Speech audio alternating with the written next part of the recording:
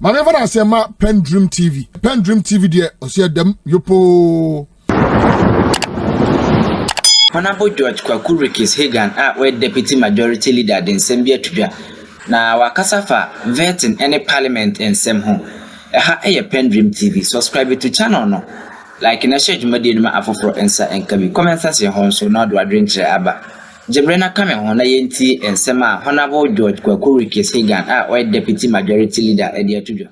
The Deputy Majority Leader, Honorable George Kwakurikis Hagan, will join us in studio to complete our panel for today. Well, let's start the show by going to the work of the ad hoc committee, the committee set up to look into what happened in Parliament, and of course the issues of the apology and apology being accepted and everything also comes up. And let me start. The Deputy Majority Leader, Honorable George Kwakurikis Hagan. Yes, Leader, you have been listening to some of the comments I've been reading on what is transpiring in Parliament. Well, let's listen to you. Good morning, sir, and good morning to my sister Zita. It was something that I thought I would never see again. It was quite disgraceful because obviously when the speaker was being elected the first time, we had a similar, incident. But I think what happened this time around was much more serious than that.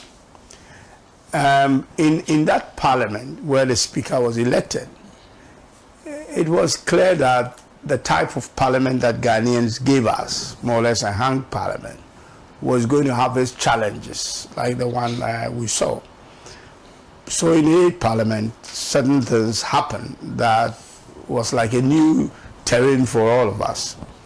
Now, in this 9th parliament, it has started in quite a strange way, where we have the super majority, as they call it, and the other side is a micro minority, as they sometimes don't want to admit. They've added mighty to the micro.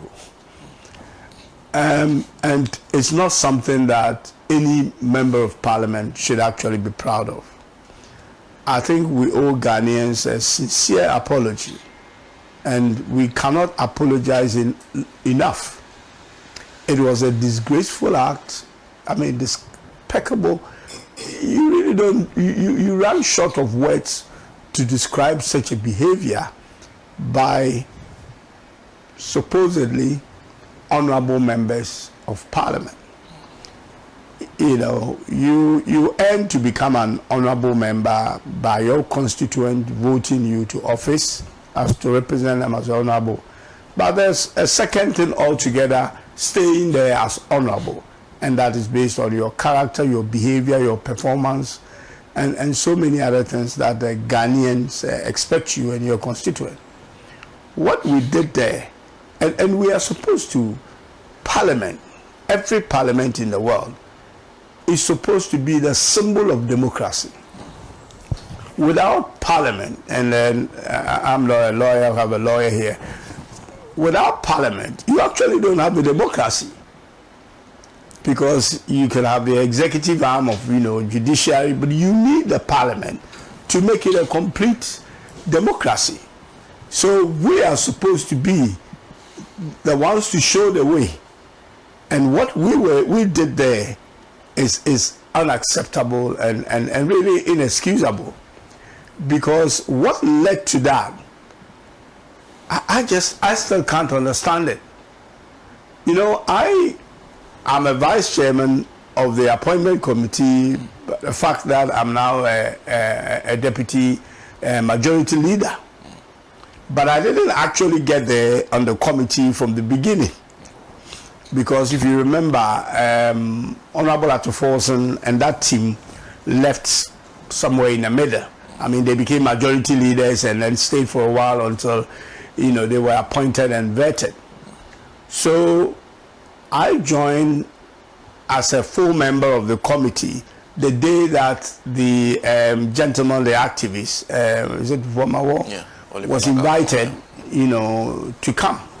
But previously, when I was told that that would be the position that I'm likely to occupy, and I knew that it comes automatically that I will be the vice chair of the appointment committee, I actually started attending some of the appointment committee meetings. So you will see me that I'll be sitting at the back, not at the table, just observing. And I was horrified by some of the observations that I saw. So I kept asking, I mean, why will this person do this? So we have actually agreed to it. It's something that has been a convention. I say, what sort of convention is this? That a minority leader can talk forever. I mean, for how many days are we, if this guy chooses to speak all day? And I find that completely unacceptable, not in any way in the world. You wouldn't even expect being on a committee where you have the president of the republic, if he's on there, to speak forever. I mean, meetings are time constrained. Vetting are time constrained. Interviews, which this was, we call it vetting, are time constrained. Therefore, time should be allocated to members. It doesn't matter who you are. And then they talk about, you know, if you go to 1990, this, as a 1996 or something, J.H. Mensah, you go to 2000, Bagbin did same. And I said, so what? I mean, what was done before? The reason why we learn history is for us to be able to change certain things that didn't work. And we have moved from, you know, from in this fourth republic, we've moved from, you know, various, from 1 to 9 now. And we had not changed our standing orders for over 20 years, about 24 years or something. The last time was 2000. And we had to change it. Why did we change it? Because there were certain things that we felt needed to change. We cannot continue as usual and said, this person did that. What was the parliament at the time? That led to Bagbin talking for whatever time they said he did, or J.H. Mensah. Things have changed. And we've got to change with the times.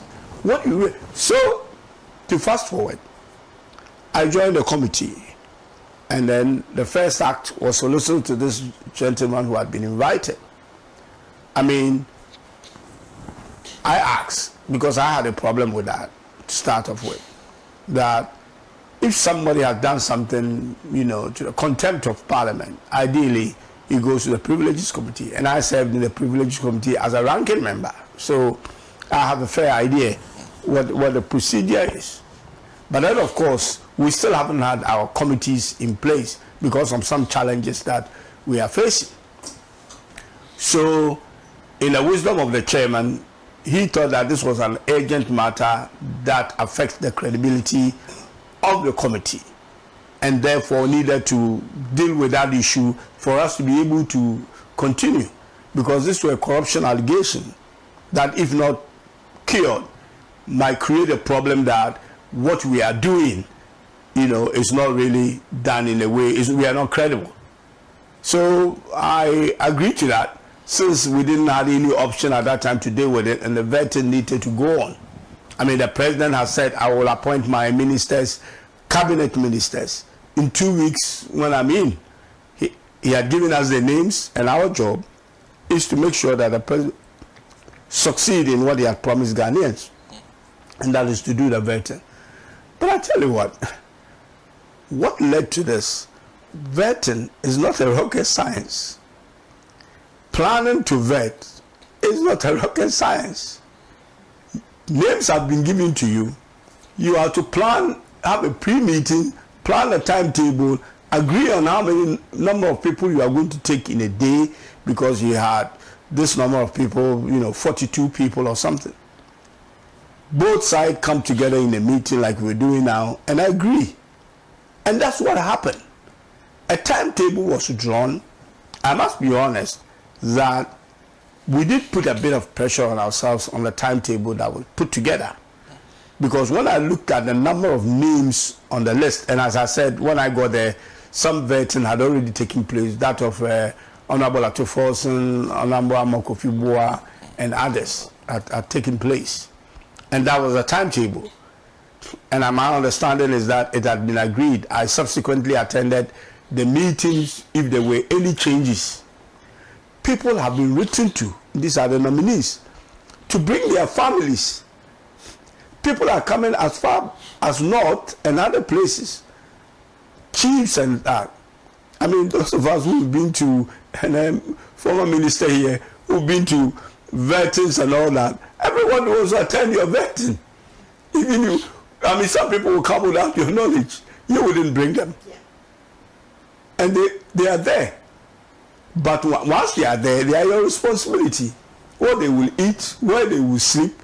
So if you are not able to maintain or keep to the time, and people have to sleep over and whatever, that's going to come at an enormous cost.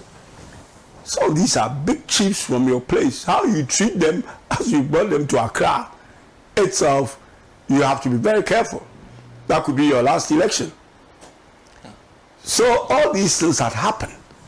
And I tell you what, the management, and I think we'll get it better this time around, the management of the whole thing was not good. Because the whole parliament became a security, situation, threat. Because you have people walking all over the place that nobody knew. And the assumption is that they had all come to support one candidate or the other. So these timetables were done. I mean, I think one of the problems that threw us completely out of gear was the idea that a minority leader had a limitless time to talk.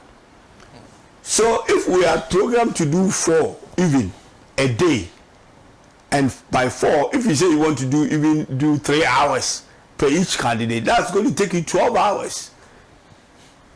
That's not including, breaks and lunch and all that. And that's a full day. But if you have someone who himself talks for 3 hours on one particular nominee, it means he alone exhausts the whole time that others. So you realize that, and so when I saw that, I realized that, look, something needed to be done. I'm somebody who doesn't speak much when it comes to these things. I only look at the important issues. But the few times I spoke, I tried to speak a bit at length. And the reason was, especially when I was doing Honorable Okujoto Ablakwa, because I realized that the way the opposition or the minority were behaving, we were not getting any say in the whole thing. The guys take all the time, and by the time it gets to us, and it's our job to make sure the president nominee goes through. So we are not going to spend the same amount of time to scrutinize the person, especially somebody we have known, we sit in parliament with them. And the basis of becoming a minister is to qualify to be a member of parliament. So I would have thought, if that is the case, then the vetting for a member of parliament should be halved. Because if you are not a member of parliament, you can still be a minister, but you must first qualify to be a parliamentarian. So then you are going to be scrutinized whether you qualify to be a member of parliament. That's one piece. Before we look at the character and other things that needed to, skills, competence, and other things that needed to be looked at. So, if you are a member of parliament, then first half should be ticked. If you want to go back there, then somebody did not do their work well for you to become a member of parliament. And therefore, that is why you see that leaders of the House or member of parliament vetting in the past have been shorter than maybe others who are not members of parliament. But the whole thing was all over the place. It doesn't matter where you are coming from, whether you are from parliament or whatever. Some questions, look, this vetting, and as we have called it vetting, it's part of a process of confirming a president or approving a president nominee. So basically, it's an interview. Just like any other interview, trying to find out whether somebody has the skill set, the competence, the character, and what have you, to become a minister of state. Some questions that were asked were actually unnecessary questions. And they will tell somebody, will tell you, oh, they are necessary. You are appointing somebody to this high office. You need to know this. You need to know yeah, of course, background, experience, skills. But certain questions were unwarranted. And at some stage, it looked more like a criminal trial than actually a vetting of somebody to become a minister of state. And the questions that a minority leader asks, you would maybe at the beginning get interested. As you see in criminal court, you think the guy is leading somewhere by the questions he's asking. As I said, I'm not a lawyer.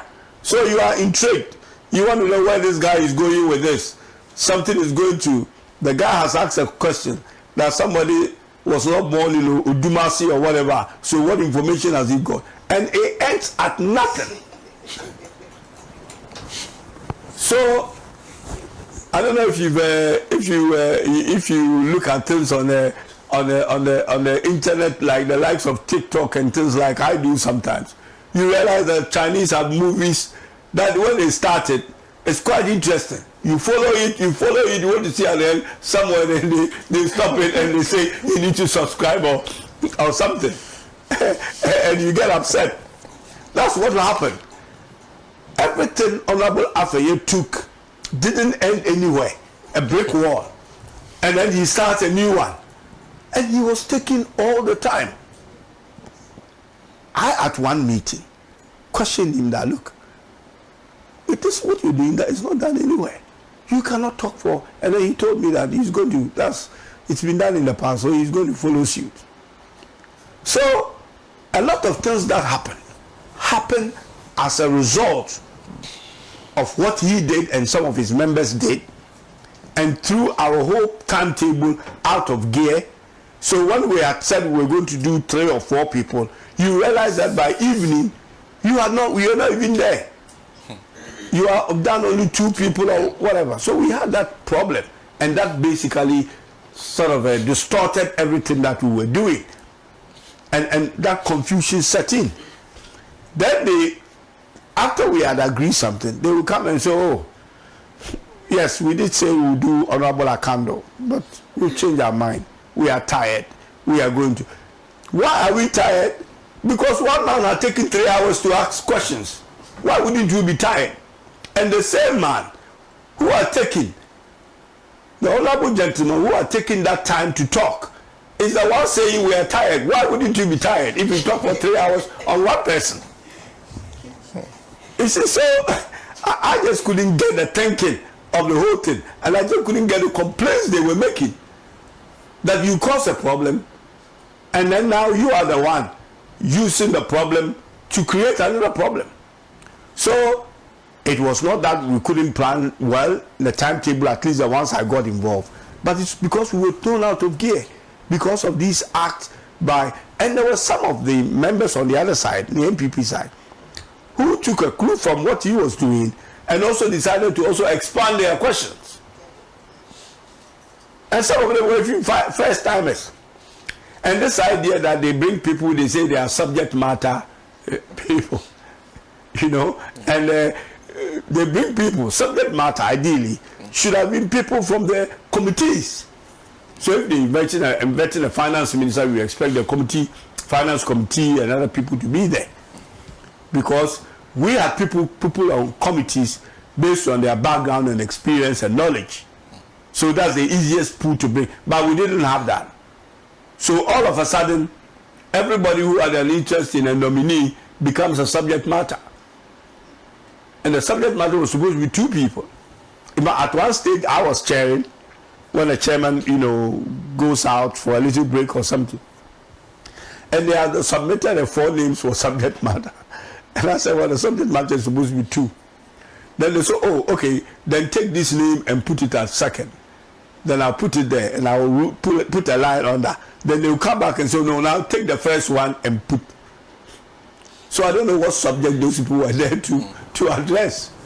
So the confusion or the problems were actually created on the minority side. Now, if you want to blame the majority. And we have to be critical of ourselves and not say that we did everything 100%. It's that we could not put our foot down. I mean, Ghanaians voted for us with this massive majority for us to do something. And I don't challenge people who are criticizing that we look like the minority. Maybe we haven't come out of the minority to majority, and the minority, they haven't come out from having lost an election to minority. But I'm sure that it won't take long. You know, things will iron itself out, and we'll see who the real majority is. Some concessions that we made with them, again, also before I arrived on the committee, was that, you know, conventionally, when a minister knows this, when a minister is nominated, there's supposed to be a memoranda advertised for 21 days or something, minimum 14 days. But then, of course, in our own trying to hurry and meet the president staff, we negotiated with the minority that, look, instead of doing this, we say we are masters of our own rules. I mean, I've been in the house for 12 years. I'm still yet to understand what that means. You know, masters of our own rules. So we're going to, you know, basically cut the time short and do the vetting as quickly as we get the nominees. And we had to agree with them, obviously, as a committee. And we did. So that agreement that we made with them was actually a bad one. But then I can understand why we did it. Because we wanted to fast track the president and for the president to meet the cabinet, because the president promised us 2 weeks. He is giving us the list. We can't spend forever in approving when he has a majority in parliament that he is relying on to approve his nominee. So we cut this bad deal, as I call it, with the minority, and that strengthened the minority to think that now you've cut a deal with us, you need us, so that we can misbehave and do whatever we like. And we too felt that, oh, these guys have bent backwards with us. We didn't even have to sit on Monday, because Parliament sits on Tuesday. So Monday, we've called them and they've come and everything. Not knowing that they were doing all those things because they had an agenda. That, okay, we're going to use this to tell you that if we done this for you, then we too let us dance on the table. That's the, you know, and that's basically what happened. Dancing on the table. That resulted on that fateful day. So the incident of the corruption allegation also played part of the delay in terms of bringing this gentleman in for that day, which meant that that day, which I believe was a Wednesday, that's why I joined the committee fully, there was no vetting. So that means that we have increased the backlog that we had already built through Honorable Afenyo's, you know, I don't know what it is, live broadcast or whatever, to other things had taken us to that position. The clerk of parliament, that Honorable Afenyo, basically went after, had not done anything wrong. He'd been the clerk of that committee for years. At a time where we've done an affirmative, you know, action, you know, laws and all that. And look at what we are encouraging people to take positions in parliament as members of parliament, clerks and other things. This is how we publicly humiliate a professional lady doing her work from a distance, not even close by. He was at one end of the table, shouting across. And this is supposed to be an honorable member who is a leader of the minority. And it was a disgrace for all of us who were all sitting down watching for this honorable gentleman to continue the drama. And what ended with that, or what the day before, these tables and I mean, when you are a chief whip, I was just thinking, and I feel sorry for my brother Roxon, because he was caught in the middle of things. Of course, chief whips, they have their own way of, you know, so he thought he should also go there, and we could clearly see that they were actually holding this It's a smoke that he was wearing, and obviously throwing his hands around. Many people threw their hands around. And if you look at the video from different angles, look, so many people should have been suspended. But the speaker, you know, in his wisdom and what he saw, and I thought that the investigation will bring out more people who misbehaved and were dishonorable on that day will come out and they should be punished. Then I was horrified. I mean, I usually would not engage in this thing, but even I was horrified. I was sitting there, it was like watching a movie. Members of parliament breaking table chairs and pushing tables and lifting it up. And we have people, children, grandchildren, all these people, they have grandchildren and all that, watching at home. Your father is going to work to make laws for the country. He entered into a boxing ring and start boxing. It was so disgraceful. I was ashamed to be a member of parliament. Because what are you going to say? When they say members of parliament, your name is included. Whatever misbehavior, whatever happens there, you know, sometimes you become a frustrated politician when you see things that others are doing that you probably can't do anything about, but it's happening before you. What do? Go in, and even when you go in to separate and somebody hits you, you might respond as of defending yourself, and you become a culprit. You become part of the whole thing. So it's something that I think even our apologies took longer in coming. Eventually we did, because I was pushing that, look, we're going to go and apologize to Ghanaians because this is so bad. This is unacceptable. We cannot put this behavior and we continue to be called honorable members. Honorable of what? It's disgraceful, shameful, no excuse for it. Just overvetting. That's what it results to, putting up a timetable together to vet. It's not a rocket science. But we got it so wrong. The minority, look, I have come to a conclusion that this minority, this current minority, in their current whatever behavior and what they are doing, it doesn't suggest to me that these guys are there to help us do any government business. And I've told my colleagues, I don't believe that. They have their own agenda. They come and then stand. You have government business. We want to help you do government business. None of it. What they are saying is opposite what they want to achieve. The optics. Look, they keep saying we are under instructions. My job is on the line. You hear them saying that. So who are those masters who are making their jobs on the line? So they have been whipped to behave a certain way and report back to their political masters who had probably keep them in leadership position or whatever. And the intention is not to help. I mean, I don't think any NDC member in parliament should actually believe that the MPP is in parliament to help President Mahama succeed with his agenda. They are looking at 2028 and they are trying to do what will put them on that path. And we, you know, I can understand people say, oh, we are not performing, we are not this. That's actually not true. I mean, I've been on the different leadership in parliament with different styles. And then also you come to a time where it is the time that actually suggests the style of leadership. And I think times like this, I mean, you look at people say, oh, I'm a diplomat, I'm cool. Honorable Ayaraga is pretty much the same.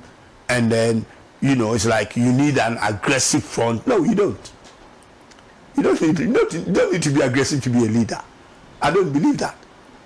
And leadership emerges, as I said, depending on the situation. When you were in opposition, the style of leadership of the strategy should be an attacking one, obviously. Because you are trying to wrestle power from people. Therefore, you have to go at them, but go at them constructively. When you are in power, the attitude or leadership also has to change. Then it becomes defensive. You are to defend government. You are not to misbehave. You are not to do the same thing. No, don't play the game the others are playing. So what they did in the appointment committee, if you follow suit as majority, that is the result you're going to get. Because there will be a brawl in the place. You will get involved, showing to your base that you are the super majority. And you're going to misbehave, destroy property of government. And then we are in parliament condemning violence that is happening elsewhere. I mean, such a double, sometimes you don't understand how people think on the position that they are, what they are there to do. There are people in leadership who have had challenges and violence in their own elections, and they have just escaped back into parliament through whatever means.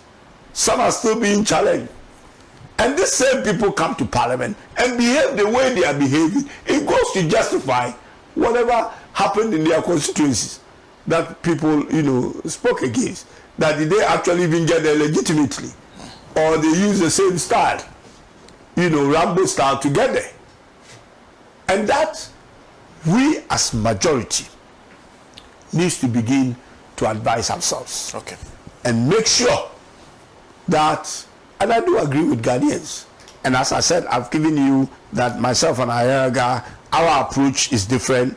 We're trying to get the parliament, the whole parliament on board and, get things done. But you see, when you try something and it's not working, you're going to change your mind. It's only a fool who doesn't change.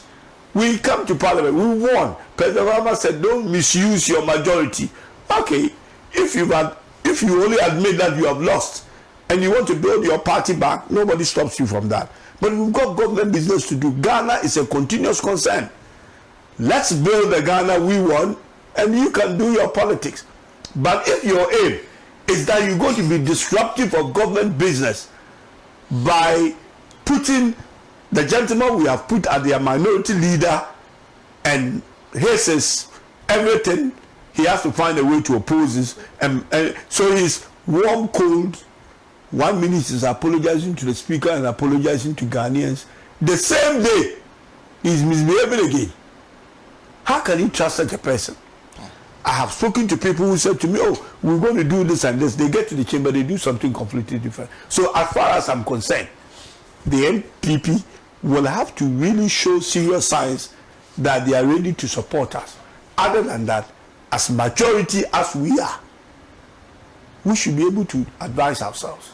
And the committee that has been put up by Mr. Speaker, again, the issue is about not having formed committees, and for that reason, maybe the issue should have gone to what is it called, privileges.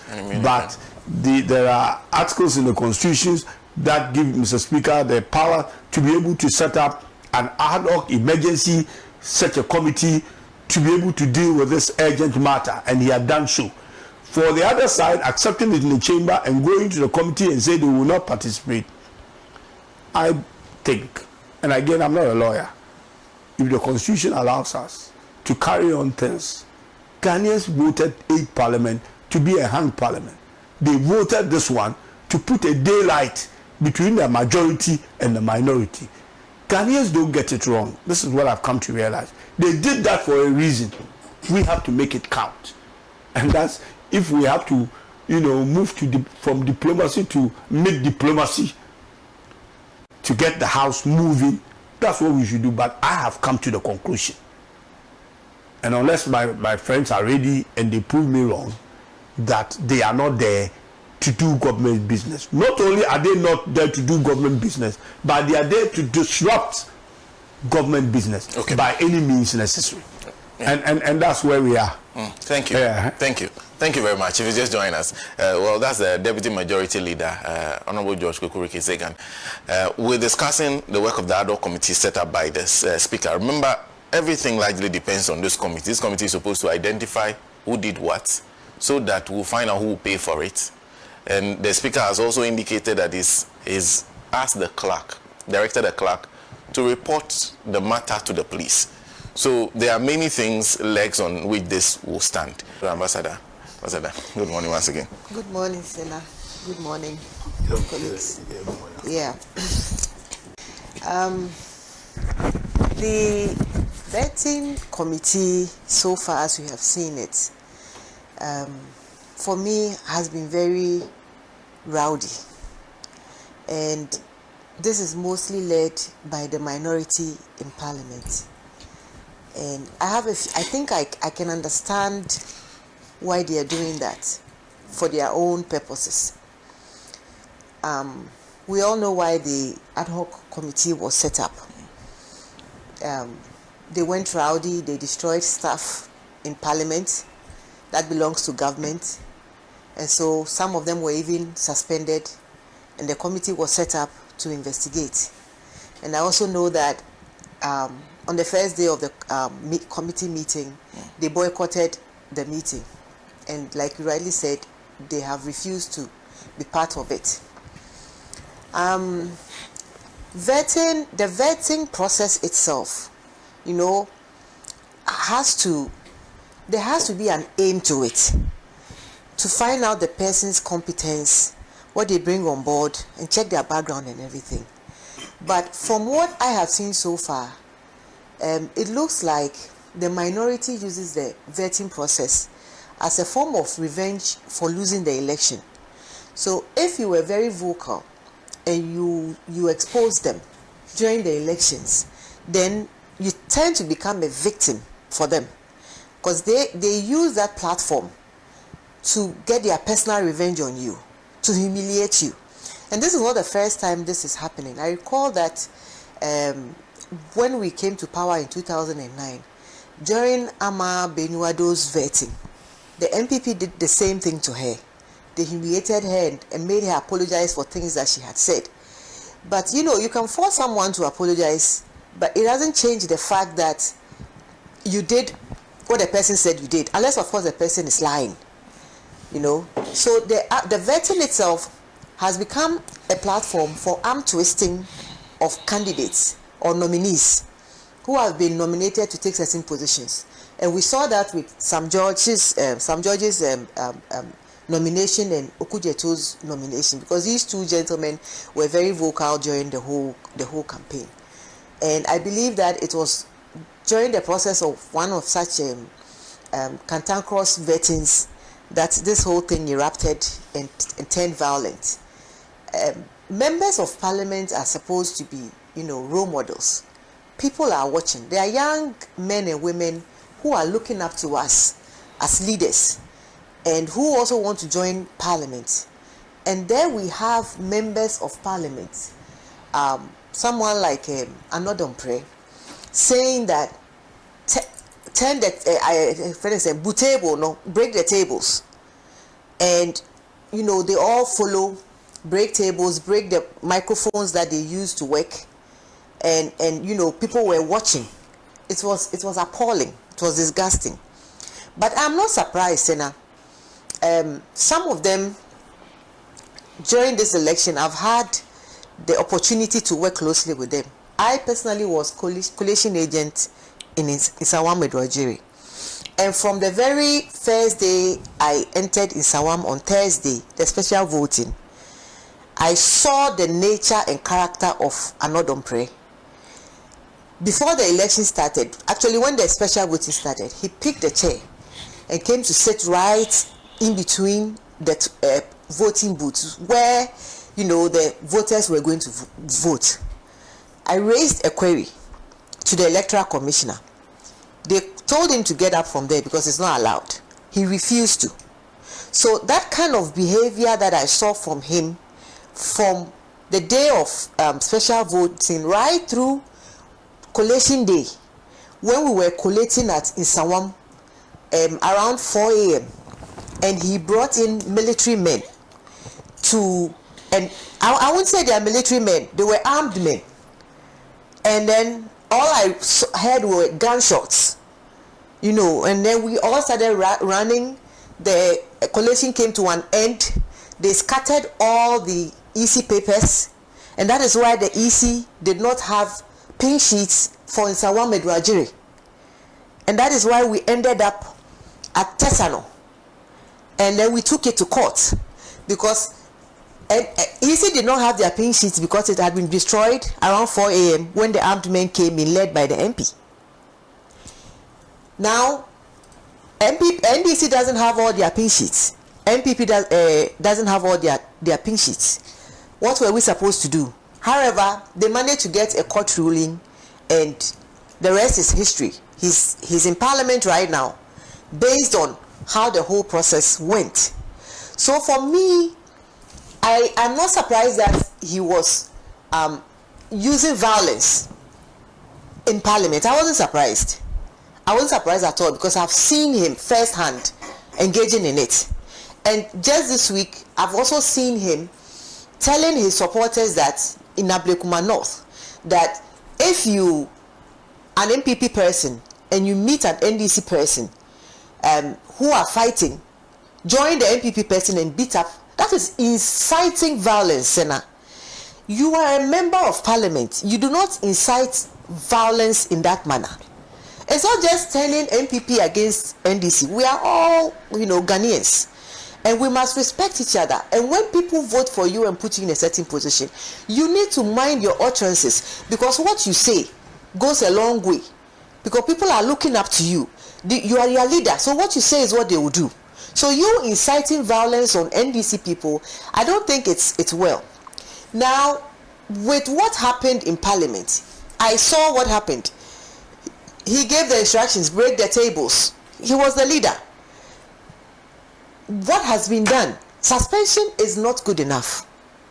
I think that suspension is not good enough. I think that all the perpetrators must be surcharged, because you cannot use taxpayers' money to, put things in place, and the people that the microphones and tables were put for their comfort to work with are the same ones breaking it. They are the same ones. When a mentally deranged man went to Parliament to go and destroy their vehicles, he was arrested immediately and sentenced. Do you recall? Did you hear about it? Yeah.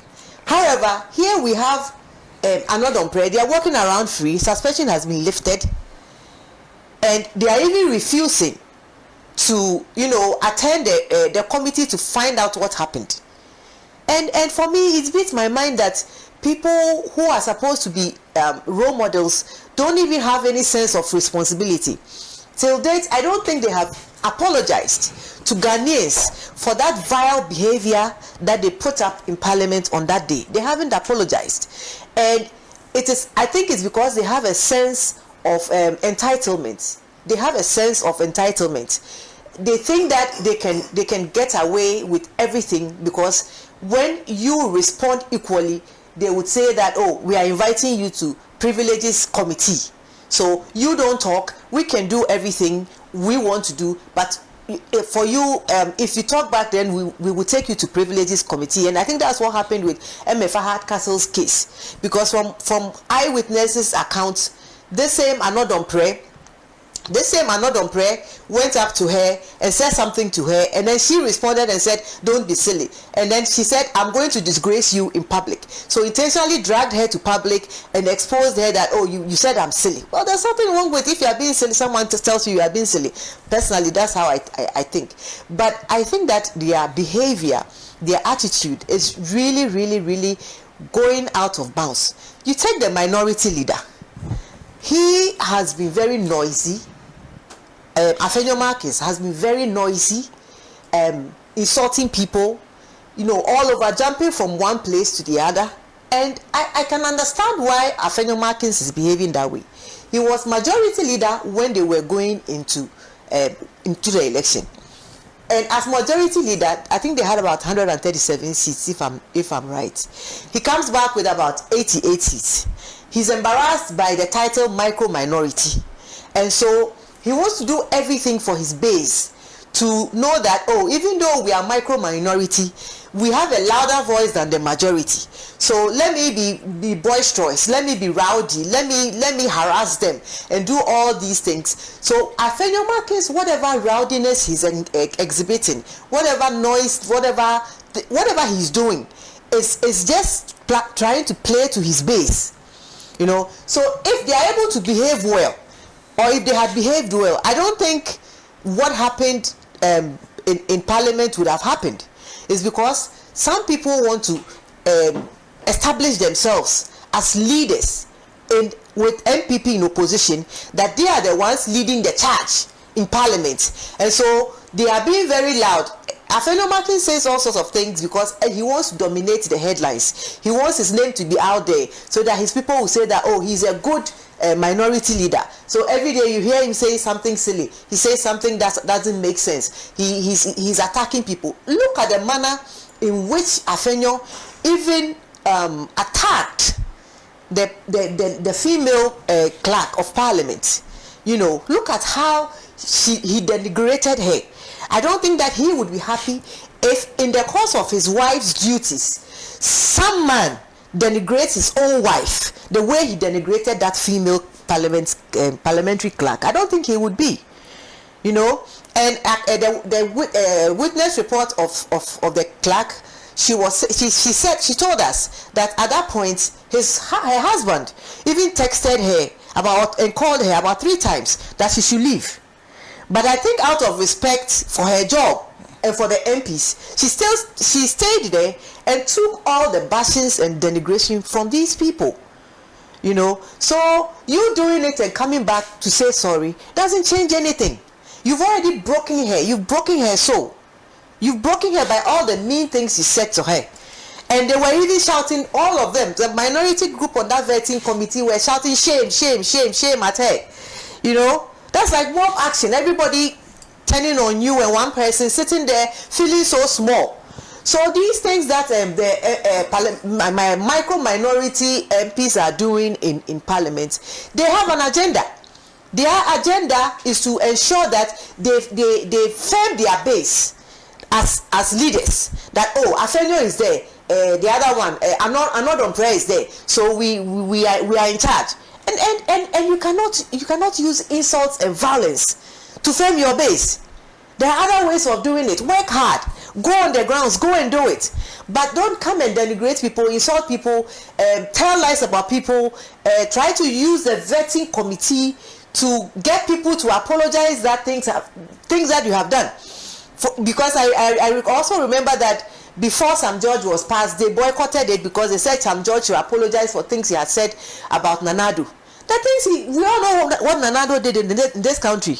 Nobody is going to apologize to make Nanado look bad. It's the facts are facts. What Nanado did, it wasn't just NDC people who saw it. All Ghanaians saw it, and that is why they voted for change. Ghanaians saw the bad governance of Nanado. The pain he took us through, the economic hardship Nanado took us through, we saw it. So Sam George's apology is not going to change the fact that people suffered under Nanado, and that he had no iota of feeling for what Ghanaians were even crying about. He closed his eyes, he closed his ears, he closed everything, and Nanado did what Nanado liked. So people have, and it reflected in the change that we voted for, 38% for them. So you can't come and say that Nanado gave contracts to Jankoma, his daughter. I should come and apologize for it. Did it happen or it didn't happen? It happened. So why are you going to twist my arms because I've been given some position and tell me to apologize? So for personally, I feel that this whole vetting committee thing is a platform for vengeance, revenge, to prove masculinity, to prove ego, that I'm in charge. You know, so these two, they are led by Afenyo Markins and are not them praise so far, and then they whip the others in place and they also follow. So personally, that's the platform. That's how I see it, and I'll end by saying that Speaker should surcharge them. It is taxpayers' money that was used to do those things. You cannot destroy government property and not pay for it. If you destroy government property, you must pay. The suspension was not enough. It's been lifted, fine, but they have to take it out of their salaries. Those things must be replaced. They must take the cost of replacing those things that they destroyed. Adults behaving as children, they must take it out of their salaries, so that next time no group of people would think of engaging in such violence on live TV in broad daylight. It would serve as a deterrence for future MPs. But if we let it go like that, everyone will think that, oh, it's okay for me to come to Parliament and misbehave. It is wrong. No, adults behaving like children, it is wrong. For what reason? Is that why we voted for them to go and fight in Parliament and break stuff that belongs to government? So personally, I'm very appalled by them. And those two that I've talked about them, I have seen them. I know why they're doing what they're doing, but they should change their tactics. If they want to be taken, if Afenyo wants to be taken serious, he should change how his tactics, because right now we see him more as a comic. Every time he talks, personally, I'm like, but what is he talking about? So yesterday I saw a headline that he said somebody has not been given appointment, and so now you are telling John Mahama who to give appointments to. Are you now in his cabinet, or are you now in his? You understand what I'm saying? So mind your business. You have minority to manage them, and let John Mahama also manage what he's doing. You know, focus on what's important for you and your constituents and your party. But putting your mouth in everything, you begin to annoy people and you become irrelevant, because people, when you talk, people will now laugh. So that is what I'll say. Thank you very much. Now, the work of that committee was supposed to establish who did what, so that they will know who to say judge. But now they are boycotting it. The committee is continuing its work anyway. Now let me come to lawyer. So Senator, let me wish yourself a good morning. Wish my senior and Ichi, I always say no more, but she's Ichi, a good morning, and always a privilege to share a platform with Uncle Kwesi Pratt. Hopefully we can deal with this issue, which is really, really critical when you put it within the context of the impact of what the parliamentarians did as against their number one duty, which really is to protect, defend, and preserve the constitution of this country. With the permission, I want to start this discussion with the preamble of why our constitution was fashioned in the first place. Because for me, I think what they did really was an attack on this democracy, and a democracy which our constitution, the constitution the people of Ghana took upon themselves, created as the best way in which our collective agenda could be served. With the permission, let me read the preamble of the 1992 constitution, portions of it. So it says that in the name of the Almighty God, we the people of Ghana, in exercise of our natural and inalienable rights to establish a framework of government which shall secure for ourselves and posterity the blessings of liberty, equality of opportunity, and prosperity. So within the preamble, you can glean the purpose of why we took upon ourselves the constitution. That one is going to create the framework, and that framework of government is what the constitutional democracy, and also a portion of it that says that the principle that all powers, before I said, and in solemn declaration affirmation to our commitment to freedom, to justice, to probity, and accountability. That's the fundamental principle that underpins this constitution, and the principle that all powers of government spring from the sovereign will of the people. All powers of government, so be it the executive power, be it the legislative power, it springs from the people. And then you read the first chapter, and it says the first clause of the constitution, article, it says that the sovereignty of Ghana resides in the people of Ghana, in whose name and for whose welfare the powers of government are to be exercised in the manner and within the limits laid down in this constitution. And in whose name, so they use their powers in that name, and they use those powers, or they're supposed to use those powers for our welfare. In whose name and whose welfare the powers of government are to be exercised in the manner and within the limits laid down in this constitution. So they don't use those powers for the benefit of their political parties. They're not to use those powers for their personal benefit. They're supposed to use the powers we give them for the benefit of Ghana. Now, it is instructive to note that on the 7th of January 2025, they took an oath. The MPs took an oath. And like anybody who else these governmental powers take an oath, they also took an oath. And one of the first oath they took was to be faithful to Ghana. to be faithful to Ghana. Now, what does this mean? It means that you're going to be faithful to the purpose, to the aim, to the agenda of this constitution. They took an oath. They took that vow. Now we know that because of our checkered history and because of our checkered history with democracy. Yeah, you understand? Because we've tried democracy. This is the 4th time we are trying it, and 3 times it's been ended. So that one of our so that constitutional democracy as the framework that we believe is the best that can guarantee for us the rule of law, and that secure for ourselves the blessings of liberty, what's called equality of opportunity, as enshrined in the preamble, can only be secured or can only be attained if we have constitutional democracy. So the first duty, or where you say that you are going to be faithful to Ghana, then you are going to act in every way to ensure that this constitutional democracy is entrenched. In how you behave, you're going to behave in a manner that will ensure that this constitutional democracy and everything it represents, all the principles, all the values it represents, you are going to ensure that it is entrenched. Also, I need to add that if there's something which is right, it's in the belief that you cannot entrench and protect constitutional democracy unless you create that right political culture. It's practically impossible to be able to guarantee for yourselves constitutional democracy, to protect same, without creation of the right political culture.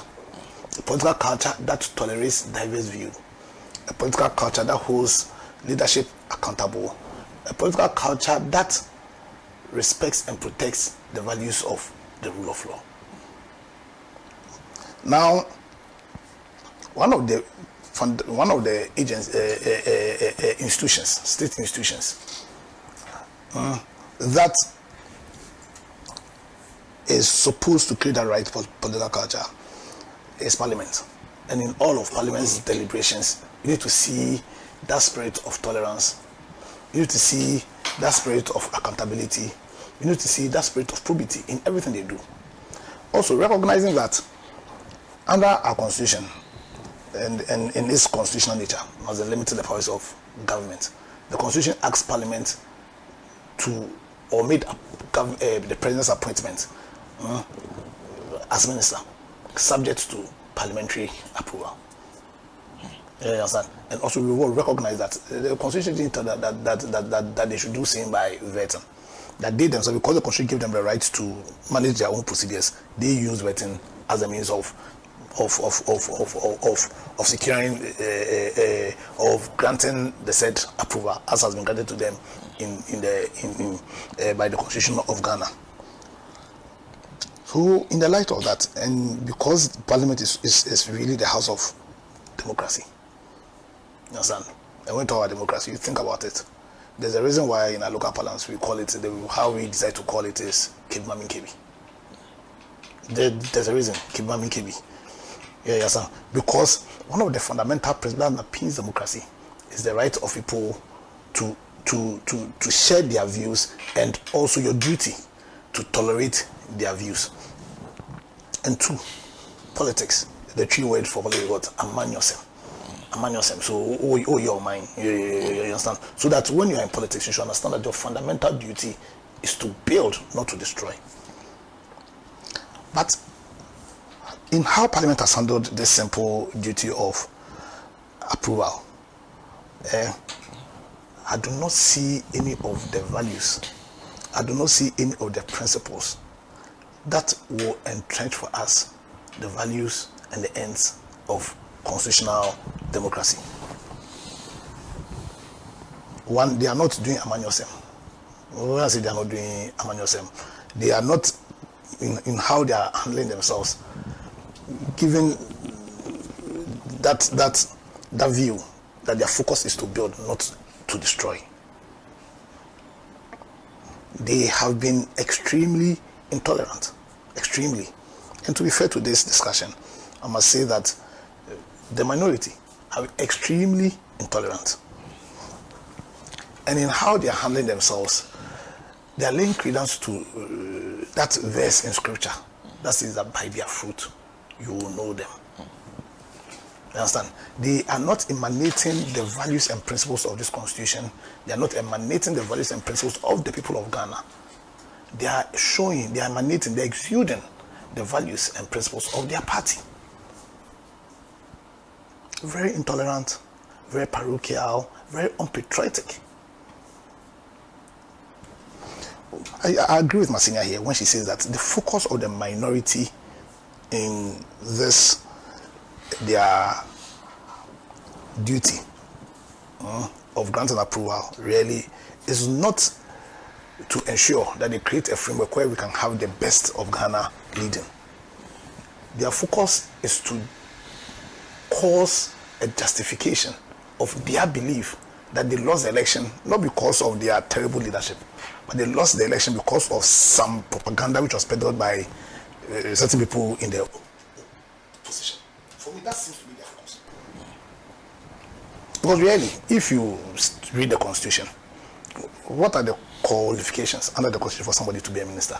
It's a fundamental qualification that the person qualifies to be what? An MP. Yeah. So ordinarily, if you choose somebody, if somebody is an MP, then the argument could be made that the person, for all intents and purposes, qualifies to be what's called a minister. So when you are doing your vetting and you are doing approval, then you must be looking for something even higher. And what force it should be, what is in the interest of the country?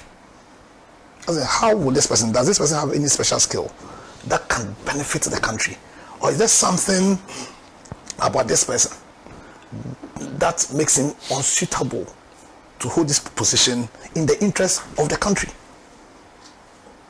But what the feedback personally, and this is my personal view, is that what is fueling their job is not what is in the interest of the country. Is to establish that, listen, we lost the election not because of any bad governance. We lost the election because certain people in the opposition, peddled propaganda against us. So they are still in denial, you understand? And they are putting their state of denial at the detriment of the country. That's the first. Now, two, you see, we say we are building a country, and our constitution recognizes that to do so, then we need a platform of multi-party democracy. Now, what for me that tells me is that if your parties are not strong, the country can suffer, or the country may suffer. And when we say parties are strong, sometimes because it's a numbers game, we think that once you have the numbers, then the party is strong. No, if the party can be weakened when they depart from their core values and core principles. Immediately your political party departs from its core principles and its core value, the party is weak and the country can suffer. Because one of the fundamental duties of the party is to use its power to drive public opinion, to shaping that right political culture, which will put us in the best place of fulfilling the ambitions of our constitution. And that's what the blessings of liberty, equality of what? Opportunity and prosperity. Now, if you are going to do a postmortem, we are not dead yet, so I don't think postmortem is the right word. But if you are going to do an honest analysis of the state of this country and whether or not we've managed to fulfill the purpose of the 1992 Constitution, as has been stated in the Constitution itself, whether or not we have the blessings of liberty, whether or not we have the quality of opportunity, whether or not we have prosperity, I think the answer will be an emphatic no. Emphatic no.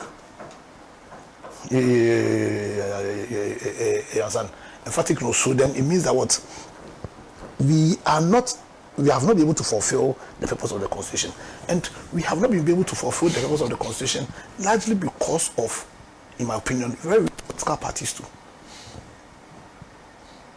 You understand? Because if you reduce the whole thing to numbers, and because of that perception, that's why again I agree with my senior that what really is following the minority leader is, how do I please my base? Because I've said it 1,000 times here, and I'm going to say it again, that right now the New Patriotic Party, in terms of its values and its principles,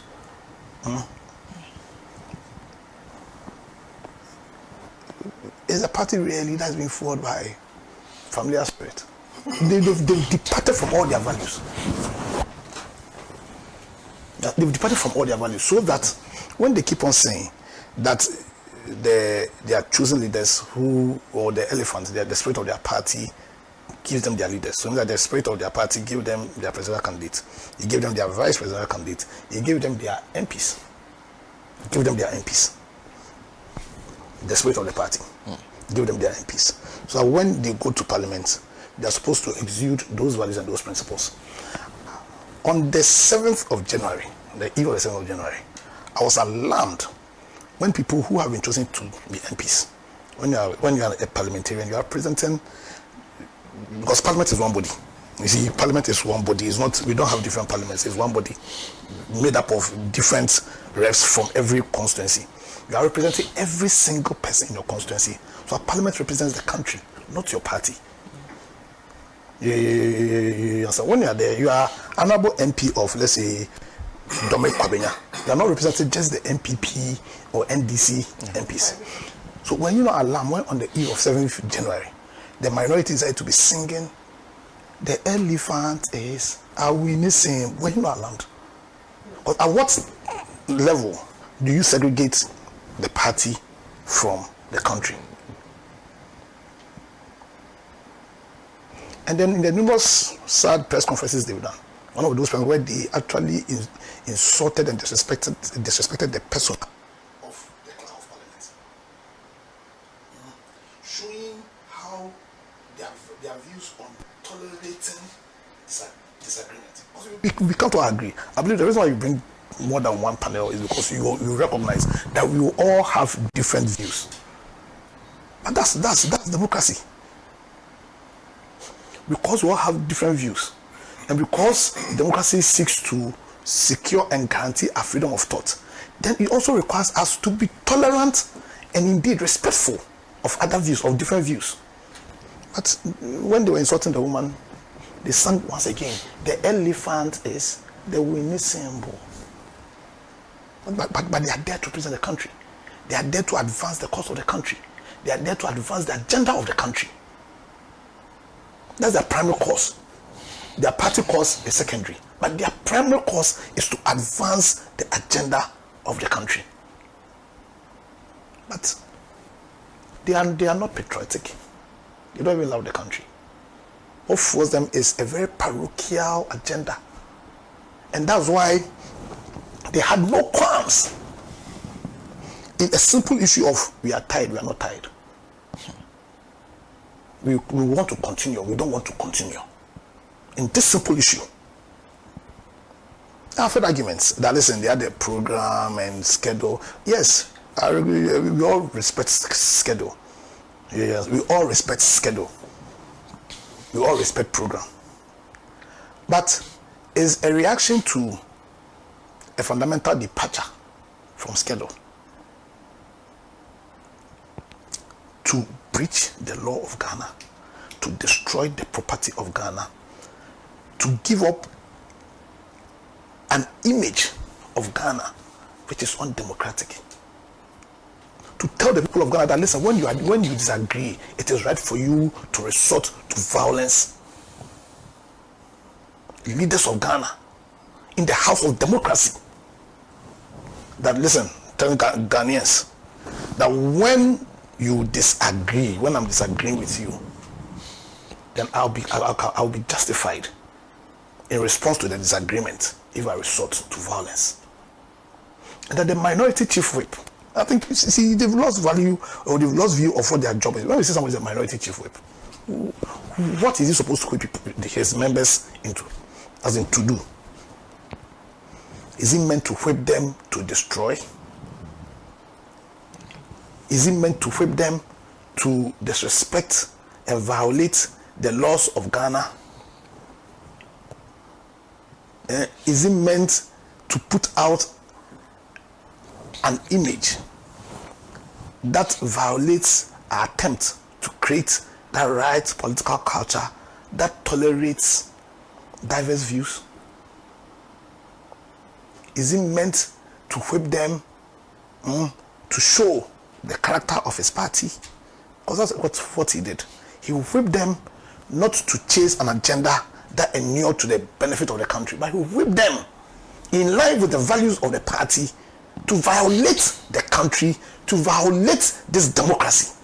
That's what he did. To violate the dignity of Parliament. That's what he did. To erode the small gains we've made in this democratic effort. That's what he did. That day of disgrace, that's what he did. Now, I know a lot has been said about the reaction of the Speaker.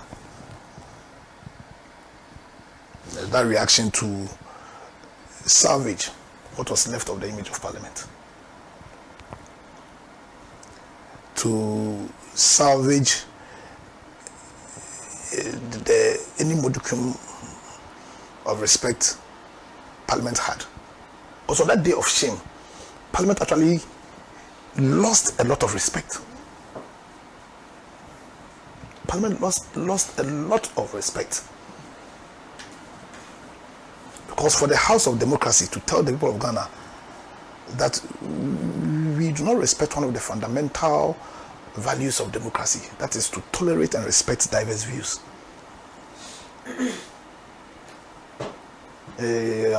So the haste in the Right Honourable Speaker of Parliament to suspend the members, in my view, was in a haste to salvage what was left of the image, the respect, the dignity of Parliament. But having said that, is it enough? Or can you make an argument that because of how low Parliament has sunk, then you, the Speaker, you also have the right to then take actions which really does not support or infringes against the principles of the rule of law? Thankfully, we have a Speaker, and I've said a lot here.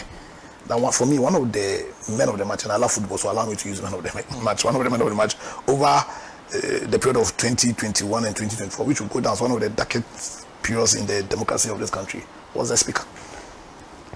Some of his very deep elucidations.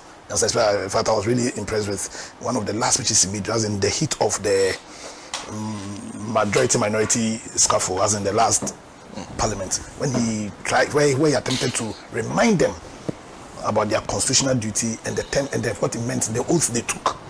Very deep.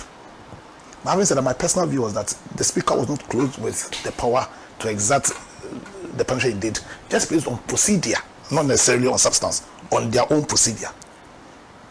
In my mind, the committee he set up is to, at the end, they help him to fulfill that procedural requirement to exert right punishment.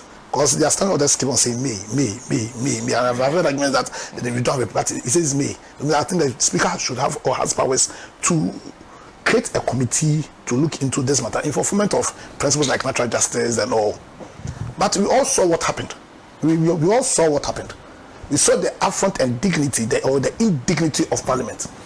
And in the terms of the indignity, even the 2 weeks was very generous.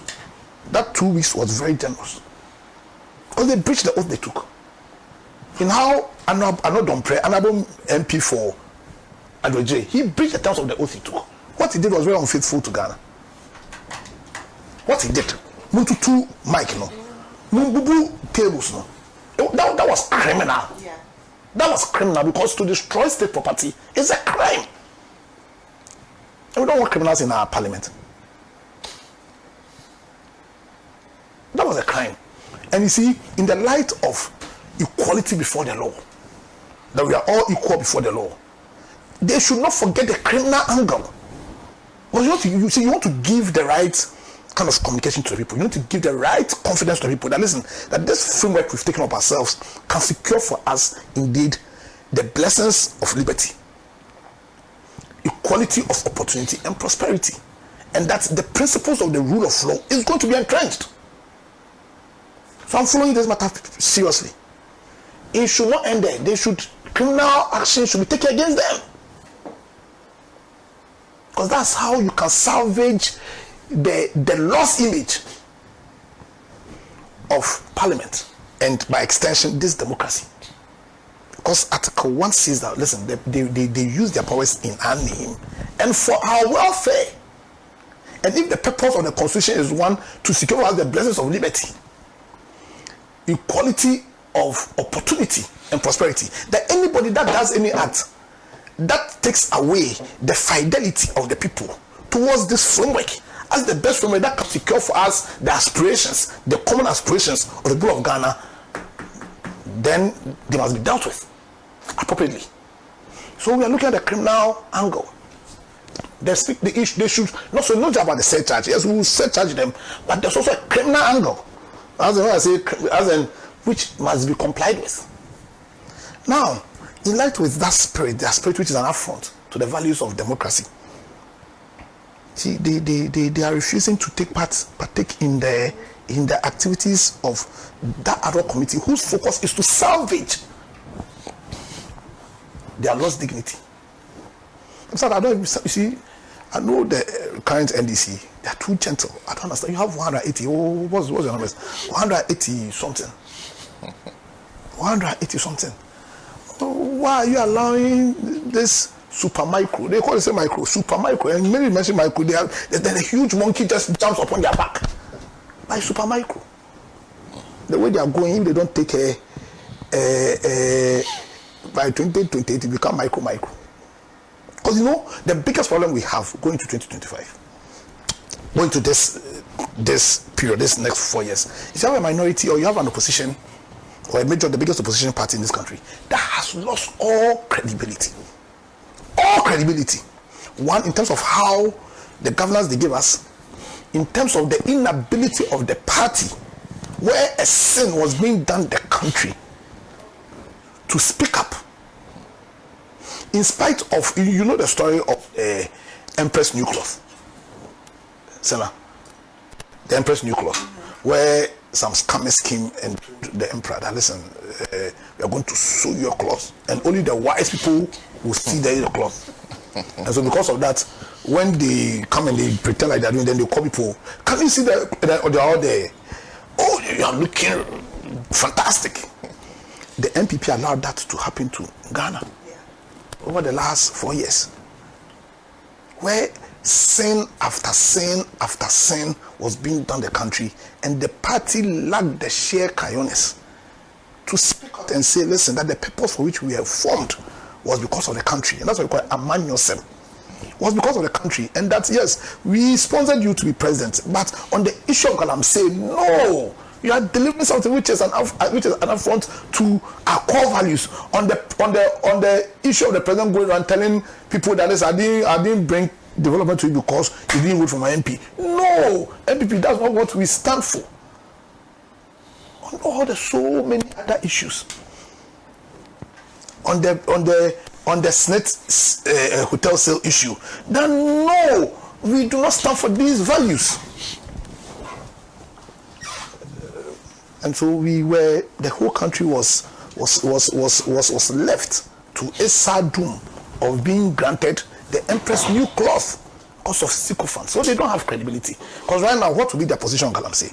We hope that we solve the Galamsey issue. But let's say if Galamsey is happening, do they have the moral capacity to speak against it?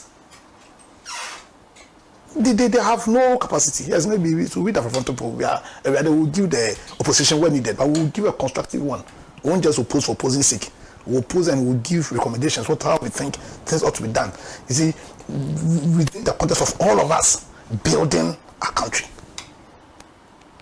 You understand? So, you see, the parties need to reaffirm their loyalty to their core values. It's important. I know the MPP are speaking, but the starting point is to have an honest introspection, to admit that you lost the election not because of any propaganda. Nobody did any propaganda. You lost the election and lost it massively because of the non-governance you gave us. Governance which was not to the interest of the people of Ghana. Governance which was very parochial in nature. Where people didn't have any cause to say that we won't stop galamsey today, we won't stop galamsey tomorrow. Even in the choice of your song, what's God? So in your house, so we voted against you massively. They should have that introspection, recognize that they lost because of their own misgovernance. You understand? 2, they should have a thorough introspection and recognize that they departed from their core values. They departed radically from their core values and core ideals.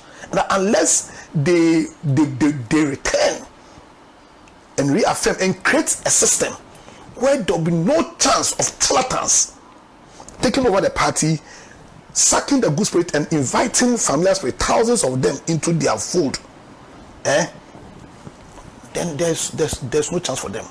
And for the NDC to also learn from the MPP that they would also keep what they have, make sure that they entrench their values, that they do not place themselves in a position where they become like the MPP. Because so about the share now issue to entrench their values.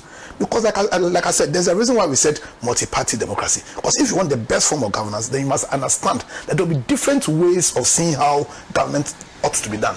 But you need to create a system, a society where people will be free to share their views, and as we are sharing, as we are debating, as we are arguing, then we can be able to fashion out the best system. So that to end, the ad hoc committee is critical. They must continue with their work, whether the minority will join or not. And I'm very glad we have the deputy majority speaker here. Are you 180 something? What do you need these people for?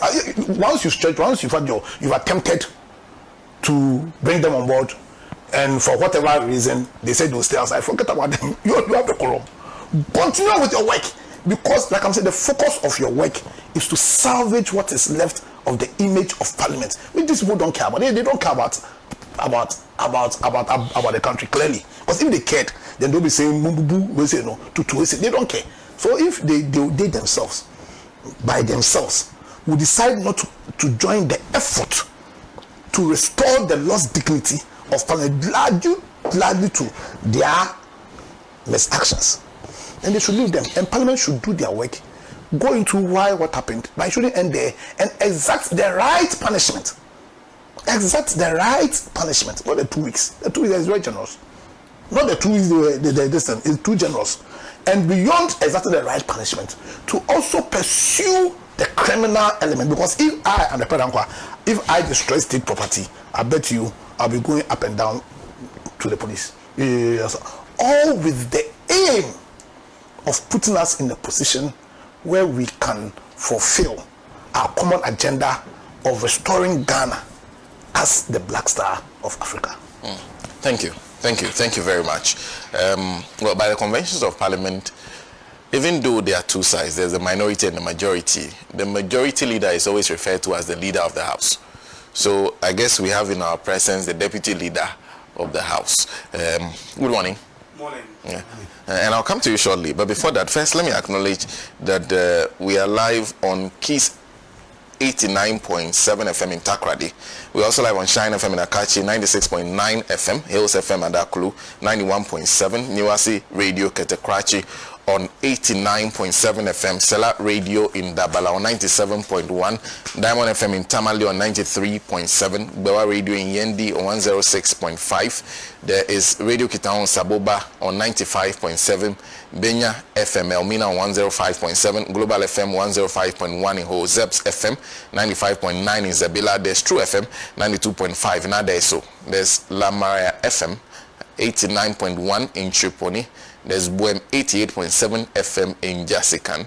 There's Lukusi 96.1 in Vergolokwati. Time FM 90.9. Sekpele 104.3 in Likbe Tudume. There's Akpini Radio in Kwando. There's Deniba Radio 90.9. OT Radio in Dambai are all currently tuning to us. If you're listening to us on any of those platforms, thank you. And don't forget, we are live on Pan-African Television on TV and live also radio in the capital on Radio Gold 90.5 FM. Just a few comments to go through. This is okay. doesn't come with a name, says, I find it difficult to understand why the media has refused to expose these selfish MPs. The truth is that Afenyomakin and his minority are just using these tricks to demand money from the government in order to cooperate. NEC MPs benefited from the same tricks and got money. Another benefits through Chief of Staff Emeafa. Don't forget Ken Oforiatta and other ministers were approved under strange circumstances during the Akufo-Addo regime. The then NDC minority benefited a lot because of the hung parliament. Now Julius Zebra, on the other hand, feels he has a majority to pass his ministers and not ready to release any money in the name of facilitating the vetting process. So in order to get the attention of the government, the NPP MPs are causing the chaos and disrupting proceedings in parliament. You often hear Afenyomakin telling the NDC MPs, you are the one who have government business to run. Clearly suggesting, if you don't settle us, as we did to you, you will disrupt government business. NDC MPs are struggling to use their majority and hiding under the cover of consensus building because some of them benefited from NPP in previous parliament. These are some of the secrets they vow to die with. Simple.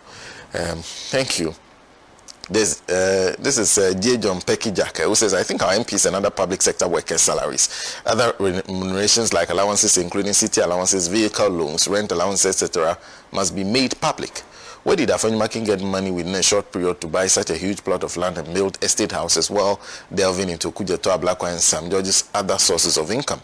It's gladdening to notice how the legacy of training and grooming NDC youth to be honest and accountable is being seriously upheld and continued by JDM. NDC is the now and the future. Thank you, JGM, for that comment. Peter says, how can a human being representing the elephant destroy trees in the forest? I've said MPP party against Ghana. Theirs is to steal, loot, and destroy. Only God Almighty will judge them. That's coming from Peter. Gameli Achu in Kumasi says, a brilliant submission. Listening to this gives the assurance that all is not lost. Kudos. Thank you, Gameli. There's Sami from Bubiashi, who is also joining us. Says a good morning to us. There's the MPP are in opposition today because of Nanado Baumia, Napo, and Afenyomakin. Now, the first three have dropped out and left with Afenyo. And should he continue like this, he will remain in opposition for 30 years if Christ won't appear now. Sami sent that from Bubiachi, and thank you, Sami. There's Alan Kujo from Gomwa Onyazi. Says, please, I want to ask Ghana, if we as people will sit for MPP in parliament to hold us to hostage by slowing down government work to move Ghana forward. Is government saying they can't work without MPP in parliament? Alan, thank you for that comment. This one is Abdul Mumuni Zakaria, who is joining us. Says, I know the impressed behaviors are unbecoming of him, and I'm not very happy with the majority in parliament. You also behave like you are the minority. You are becoming a disappointment the Ghanaian, especially the NDC supporters. How can Anodom Pre and Afenyomakin take Parliament of Ghana to ransom? If they think they are more Ghanaians than some of us, we will not agree to that. Anodom Pre should stop talking with impunity. You should be careful. One person can stop him. Okay, thank you very much, Abdul Rahman. Thank you for that comment. This one says, my name is Rash Chacha from Yape in Central Gonja. I'll be personally disappointed at NDC and its machinery if they do not take any action against the member of parliament who looked the face of Ghanaians and insulted Dr. Zanato. Ghanaians want to see the MP who said, if not, we will advise ourselves. Thank you very much for that comment. A few more. Asanko in Santa Maria. Is it not strange and unfortunate that some characters have taken the vetting process of nominees as an opportunity to settle political score? Should this irresponsible behavior be allowed? Asanko in Santa Maria sent that. There's James K. Saba, who is joining us. Afenyomakin is suffering from cognitive dissonance. Truly speaking. I didn't blame the MPP member of parliament for insulting the former J.J. Rawlings' daughter, but rather blame the wife who betrayed the husband and the NDC party that the husband founded. She should be ashamed of herself. That's James K. Saba's comment. So those are some of the comments you share with us on the issue we are discussing. There's this one who says, I think the NDC is weak, and some of us regret voting for them. Why should they allow someone who did not win his seat to be fooling around? If not barter trade, they are doing with the minority. Alberto sent that from Elembele. Thank you very much. And thank you very much for those comments. Keep them coming. subscribe to channel no like na share jumadi no ma afoforo ensa enka bi. Dedi kama mamena Pendream TV ase. Na so far so good. Say open online portal e wo Ghana. Nipa share, nipa follow, nipa comment here. To my best of knowledge, without any biases, Pendream TV.